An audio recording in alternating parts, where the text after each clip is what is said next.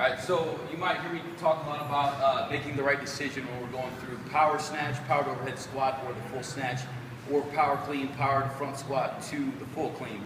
And what I mean by that is that you need to really focus on one problem at a time here. So the two main problems that we have are learning the pulling phase and the receiving phase of the lift. Those are the two main phases. So you have pulling phase and the receiving phase. So the pull would be your jumping stance from the floor up as you're trying to get the bar overhead. That's hard enough, and 99% of the people in here are going to have issues with that for the most part.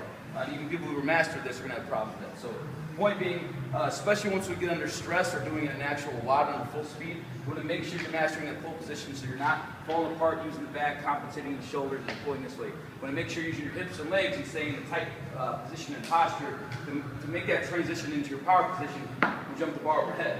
So that is what I mean, pulling phase, that we would be focusing on the power snatch.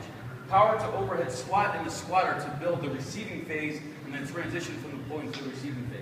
So the goals in the pulling phase are to keep tight positions and posture. So your positions being your sit up to the bar, your feet, your grip being the same, chest and eye position, center of gravity in the feet, and then using those posture positions to get you into the hips correctly, into your power position. So finding the bar to increase the hips for the snatch, or the upper thigh, mid upper thigh, and the clean area. And being able to make that hip contact and then putting vertical trajectory into the barbell explosively like a jump sword.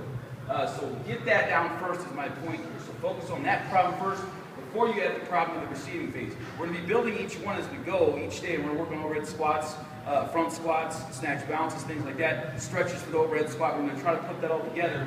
But once we're doing this with speed and intensity, we want to make that right decision of power snatch, power overhead squat, or the full lift action. So as they come together, you got to consider where your flaws and problems are and when the right time and place is to make the full lift. Ask a coach or someone who's watching your lift to give you a better idea on that.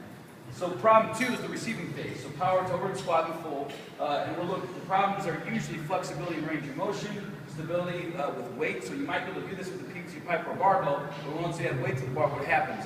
And really consider how good was your pull. Was your pull disaster, leaving you out front or swinging way behind? That's going to throw off your center of gravity and stability and balance for the receiving phase.